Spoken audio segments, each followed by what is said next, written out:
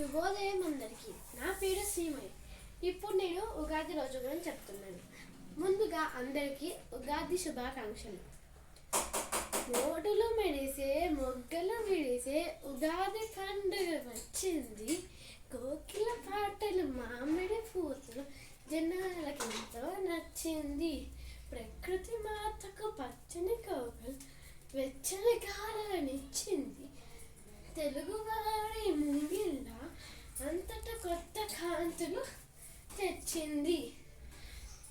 ఉగాది రోజున ప్రభాత వేళన తలంటి స్నానం చేశారు. ఆరు రుచులనే చక్కగా కలిపి ఉగాది పచ్చడి చేశారు. పంచాంగం విందాం అని అంటూ కోవెలకందరూ వెళ్ళారు. రాజపూజమున అవమానములను శ్రద్ధగా అందరూ విన్నారు. మన ధర్మమును మన సంస్కృతిని ఇడలో ఎన్నడూ వీడొద్దు. సాంప్రదాయాలు ఆచారాలు కళలో కూడా మరవద్దు. Thank you.